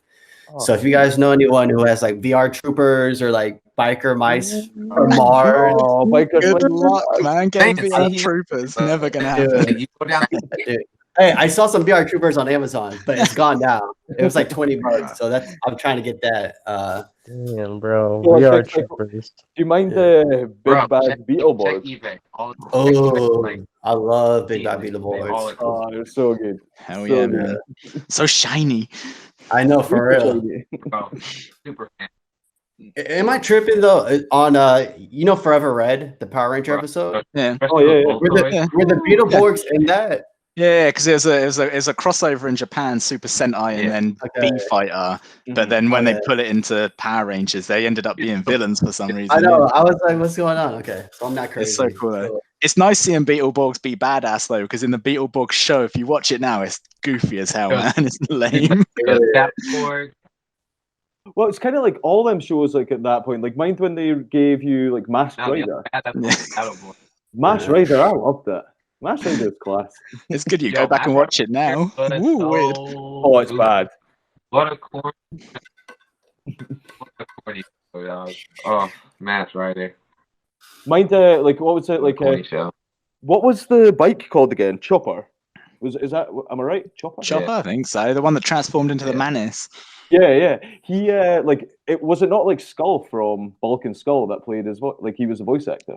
Yeah, but yeah, he did some voice acting for that. So good. That's funny. So good. What about anyone else? Yep. Anything I suppose Star Wars is like a huge. Well, I've been starting to collect the little Pokemons now. Like these out where you can see it. I got my little Froggo there. I've been trying to get back into Legos again. Now I do actually conveniently I do have a bag full of minifigures. So Ryan, don't get too excited. But I've got a whole bag full of minifigures. That's been around from like 2010. No, so old ass shit in there. It's like a bag of corpses. Yeah, it's like a bag of corpses. Yeah, like I've got like there's been recently I seen there's going to be a 501st Lego Battle Pack. Yes, I am investing heavily in that. That is I'm buying like 2 of those things. It's gonna be I'm amazing. thinking that I'm going to buy like at least 3 of those. As long as they're going to be cheap, then I'll buy 3 of them. But knowing here, it's going to be $30 to purchase it. But Oh yeah, I forgot that everything in New Zealand is like twice the price everything of in everyone New else. It's twice the price. That's why I don't collect that much, because everything's expensive. So I like literally, if I have to buy a figure, I'm like, it has to be something I'm going to use. You know? Yeah. But also one I've been trying to get into. I've been looking on Big Bad Toy Store. I've been trying to look for like Neon Genesis, Evangelion stuff as well, because I used to watch that as well. But yeah, I'm trying to collect less Star Wars stuff because I kind of like I just want to branch out to something different. So like the Power Rangers as well. It's been great collecting those because there's like literally no end to it. Yeah. The same as Wars, but yeah. Never ends. Yeah, to be completely honest, don't collect Star Wars. All right, my wife is gone. I spent in the past 3, I want to say in the past 3 days. Let's just be fair. It may have been. Oh my 2. god, that's right. Last time he was like, oh, I think I've spent almost $300 on Black Series. Oh my! Oh. it's that eBay. It's that eBay, man. I just It's got that eBay. I just got It's that eBay. Hot right now. What was it? The Jedi Knight Luke Skywalker. I just got him. I got the God, why am I my brain is like shot. Like it's trying not to remember these purchases. I can see why, man. I can see. The Dagobah Luke. I got that one, so I got 2 Lukes, Yoda, and 5 Phase 2 clone troopers. Are you obsessed with those or what, bro? Yeah, I am. But I have, so I have 4 custom clones that are coming my way, and 2 of them, I want them to have 2 people with them. You know what I mean? So it's so I'm gonna have Commander Neo with 2 troopers with him, and then I'm gonna have Commander Bakara with 2 troopers with him. Get a bit more of a group going, so it's not just soul troopers. Exactly. And but those Phase 2 clones, that's where the money really came in. I went to sleep last night, and this guy on eBay, he had 7 of them left. I woke up this morning and there was 2, so I was just like, I'm buying those 2. And are those expensive? Like, are those ones like proper expensive ones right now? They're $40 a pop. Well, they're army builders. Like you want as many of them as you can possibly. Yeah. And I went ahead and got 5 of them. If you can go find more, like, oh yeah. But they're not being made as bootlegs, so I can't go. It's not like you can't flip them if you have like bought out. Yeah, there's always that, if it really comes down to it, I'm not really big on selling my stuff. But if it came down to that, I can always just make my money back. Yeah, I do the same thing. Especially if they're custom, I can sell them for probably twice as much. I can probably sell them for like $60-$70, and people will buy them. Yeah, which is the really sad There's thing. no doubt about that. Oh, it's disgusting. Yeah, it's terrible. My Jedi Knight Luke, I bought for like $34. I was just like, fuck, whatever. It's the cheapest I can get them, because it is. It's the cheapest. I was looking for. That is a feat. It's crazy, man. It's just when you don't get the exclusives, like the Walmart exclusives coming to your store, you have to go to eBay, man. You have to. You know, eBay has fucking everything. Yeah, It has 100%. everything. If they don't have it the day you're looking for it, check back later. It's probably there, and they probably sold it, and you're fucked. Yeah, pretty much. It's mad that you have stores that you can go to and buy all of these and got nothing. You don't have those shops. Nah, there's actually nothing in the UK. Nah, absolutely nothing. Drive an hour and a half to Forbidden Planet in London. Other than that, order offline, order online. Offline. Yeah. But even like Forbidden Planet's so overpriced as well. Like, I mean, it's toy collecting in the UK is just not fun.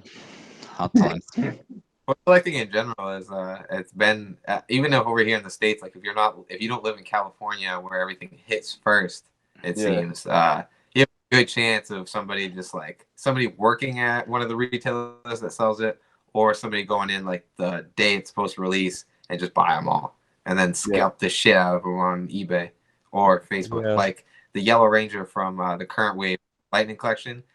Why is it so?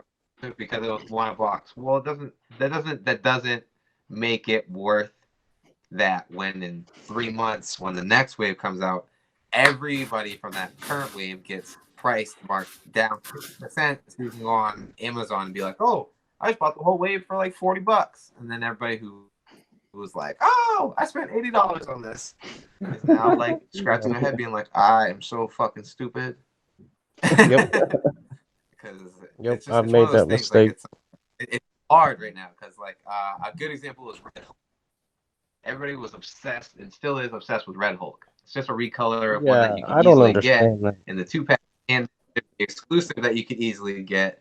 But that whole thing, man, that drove me crazy. That was a low.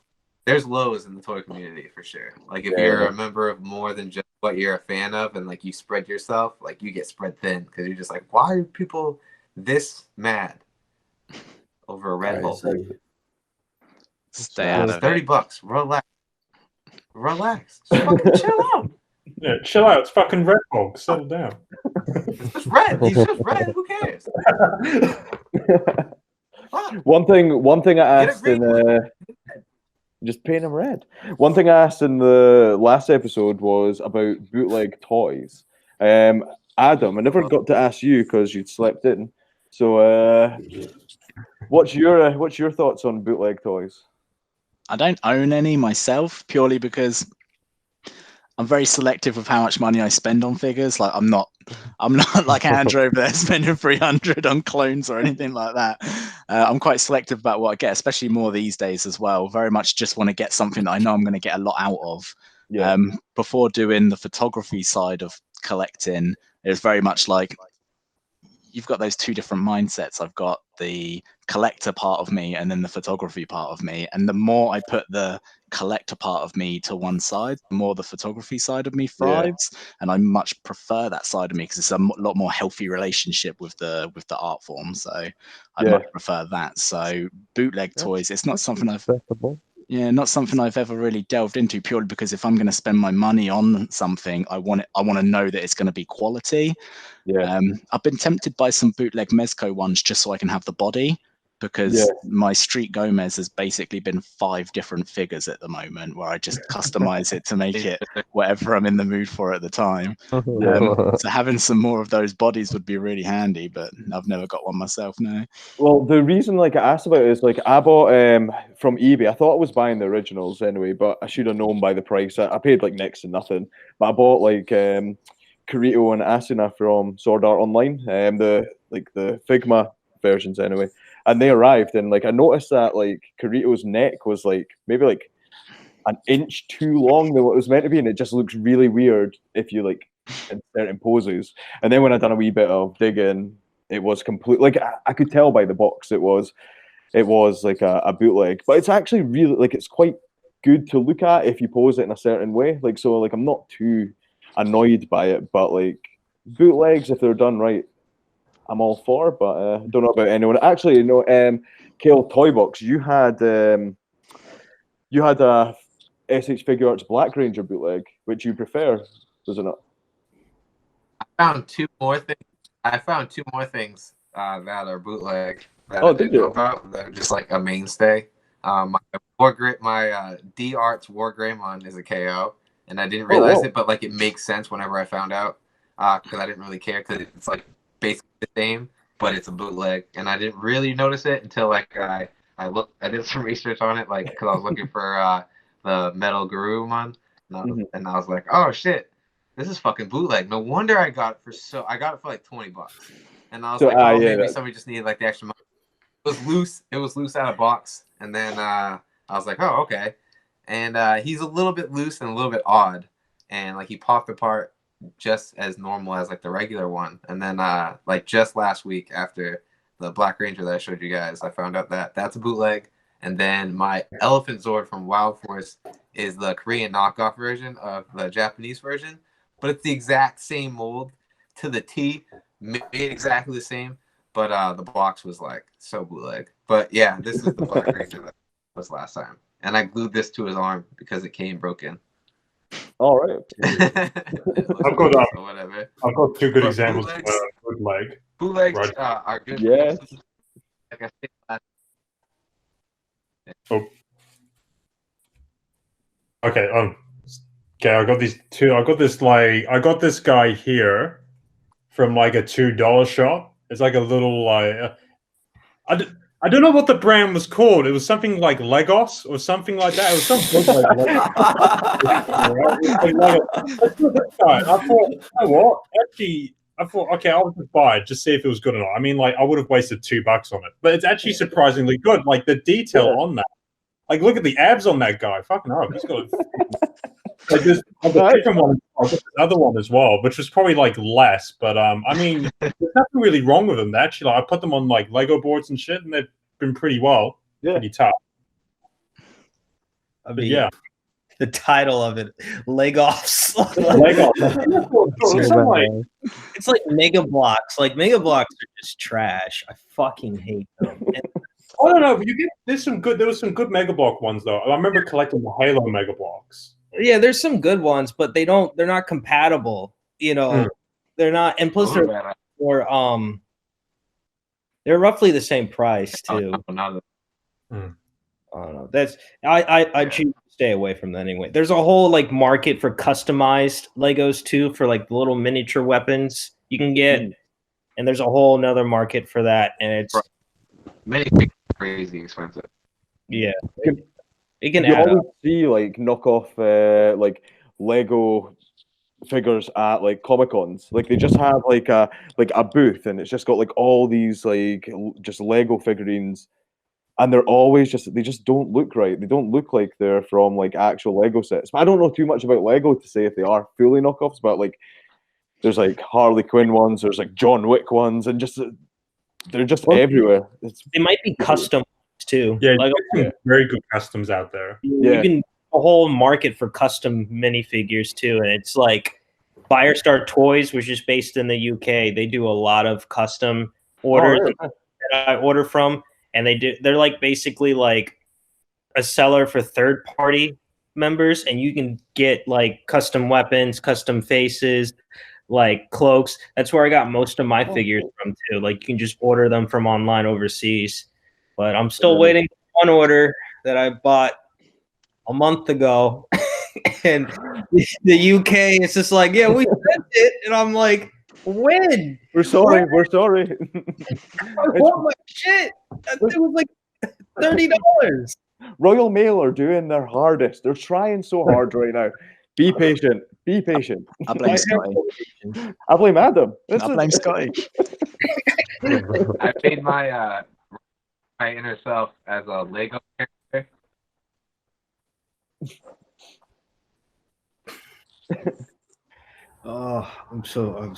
Here's my Lego guy. I don't know. He's cool. Because of me. I made him just for you. Is he going? Like parts and I'm like, I'm making myself a Lego. Look how badass I am.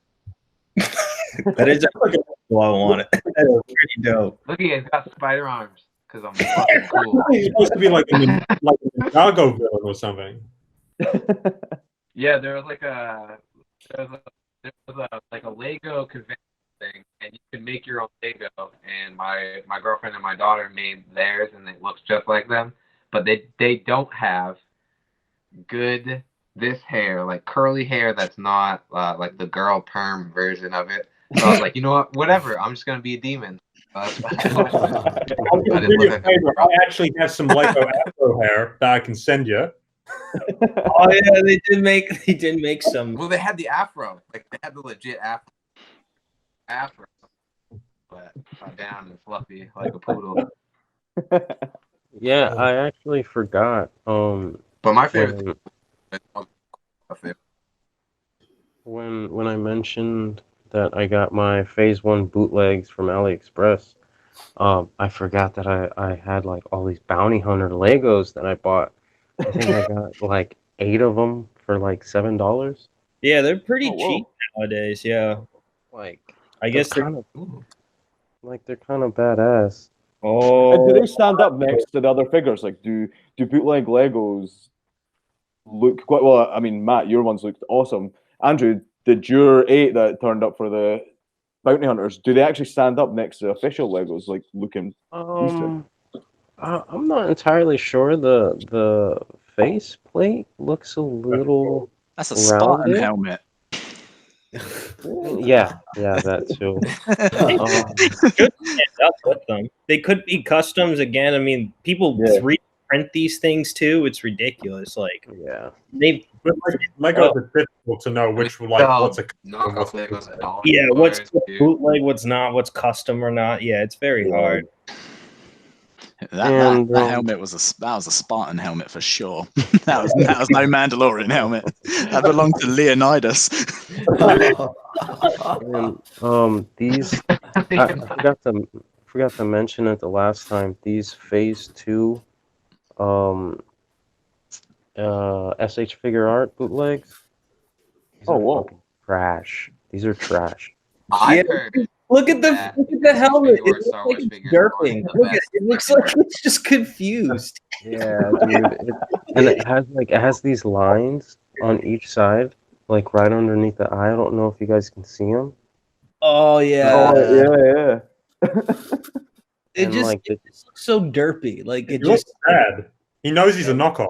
And like the joints are like bigger than the hands, so like the hands just fall. Or actually, I don't really know. I think the joints are too small for Is the the socket on the hand too big for the joint? It's so bad, and like they just fall off. Like the arms, just like they just fall apart, bro. Like they just come apart. Jeez. That reminds me of the Goku Black I bought for my son. Trunks falls apart. Yeah, they're just really bad. I would not. Don't buy the Phase 2 bootleg SH Figure Arts. Don't buy them.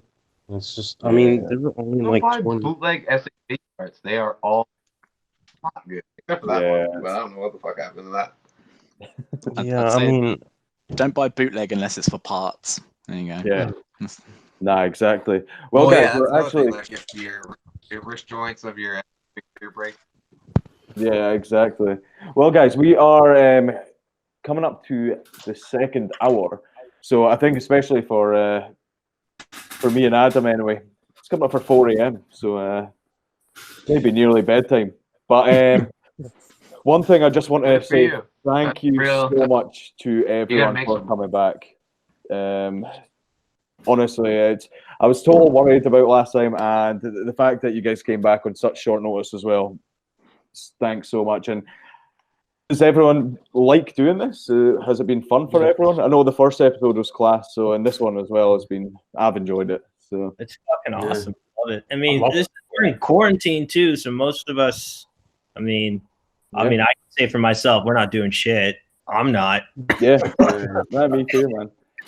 So. I got online class, and that's it. And I was just working. I was like, "Can I go home?" And they're like, "All right." Bye. Yeah, I mean, I'm still working too, but this is a nice like getaway from everything because like I'm pretty introverted, you know, like I go to work and like I race home. Yeah, oh, me too, man. Like that, because like this is completely like sort of like shit. like I mean, this is sort of like a because I'm not like the most confident of people. Like I normally find it quite hard speaking to like new people. Like I mean, if I was just out and about and like someone started talking to me, I'd start to get a bit like I don't really know how to like respond to you. But I mean, this has been like really Get away from me! go away. But I mean, like it's that thing that it's proper. You smell. Get away. Just get. But like, yeah, this has just been like a proper cool exercise as well, and like I'm looking forward to like future episodes. So one thing that I want to say as well is that like this doesn't rule you guys out for any future episodes. It would be cool to get like you guys in for future ones mixed in with like a bunch of other folk as well if you guys were all up for it. So yeah, just let me know. Yes. Same here. Just let me know. Well, it also makes it nice because we all talk loud. Our icebreaker kind of going on. Stuff kind of slow, but now this time we were able to just communicate. Even though Adam wasn't here, his humor and like his energy and everything immediately replaced the fact that he was sleeping instead of enjoying time with us. Agreed. I think it's awesome. There's a lot of I totally agree. It's cool to talk to people about seeing different people's aspects, all that other cool shit that I could talk about forever. But you gotta go to bed because it's late and it's early here. Well, guys, I'm so hungry. I'm hungry like last time. Well, guys, yeah, it's been an absolute pleasure again. And the good thing is that record button in the corner is still recording everything. Yes. So, yeah, I can't wait to edit this. I'm going to try and get it up for Tuesday, but I know I said that last week, and who knows, anything could go wrong between here and now. But guys, it's been an absolute pleasure, and I will catch you guys in another episode. All right, take care. Thanks, Take care. guys. Bye. Bye. Bye. Bye. Bye.